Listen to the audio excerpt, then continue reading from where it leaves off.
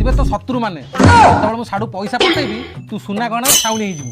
କାନ୍ଦିବି ନା କଣଟେ କରିବି ଯେ ବାହାଘର ଦିନଠୁ କେବେ ବି ଏକୁଟିଆ ରହିନି ଆଉ ତମେ ଛାଡିକି ପଳଉଛ। ଘରେ ଯଦି ଗୋଟେ ଦିଅରଟି ଥାନ୍ତା ମୁଁ ରିଲ୍ସ ବନେଇଥାନ୍ତି।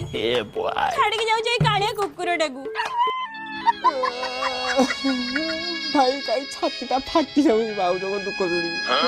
ମୋର ଭାଇ ପଇସା ପତ୍ରରେ ଲୋଭ ନାହିଁ। ତମେ ତମର ଯାଅ ଭୁବନେଶ୍ୱରରେ କାମ କର ପଇସା ରୋଜଗାର କର। ମୁଁ ଏ ଗାଁରେ ସାର ପାଣି ମୋ ଗାଣ୍ଡି କୁଣ୍ଡେଇ ହବ ପଛେ କିନ୍ତୁ ମୁଁ ଏଇ ଗାଁରେ ରହିକି ଭାଉଜଙ୍କ ଦେଖା ରଖା କରିବି। ରକ୍ଷା କରିବୁ ନାଇଁ। ତମ ରହିବା କିଛି ଦରକାର ନାହିଁ। ତମ ମୋଠୁ କାଳିଆ କୁକୁର ମୁହଁଟା ବେଶୀ ଭଲ ଲାଗୁଛି। ହେଲା ଶାନ୍ତି ଜଗିବୁ କହୁଥିଲୁ ଜଗ। ଶୁଣୁ ତୁ ଜମା ଟେନସନ ନେ ନା।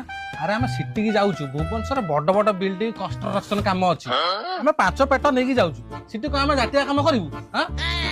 ହଉ ଯାଉଛୁ ଯଦି ଯାଅ ତମର ବଦ ଅଭ୍ୟାସଟାକୁ ଏଇଠି ଛାଡି ଦେଇକି ଯାଅ।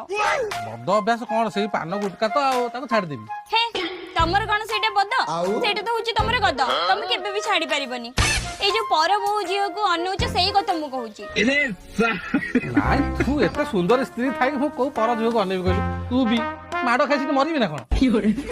କାମ କରିବାକୁ ଯାଉଛି ସେ କଥା କହୁଛୁ। ହଉ ତୁ କାନ୍ଦ ନା ହେଲା ମନ ଦୁଃଖ କରିବୁନି। ଫୋନ କରିବି ହେଲା ଆସ।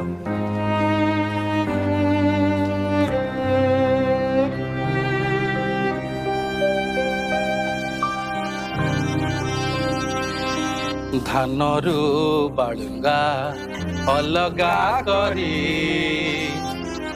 ସିମେଣ୍ଟେ ବାଲିକୁ ଇଟାରେ ଯୋଡ଼ି ଗାଣ୍ଡି ମୁଣ୍ଡ ଝାଳ କହେ ଜରି ଜରି ଆମ ଭୁଲ ପାଇଁ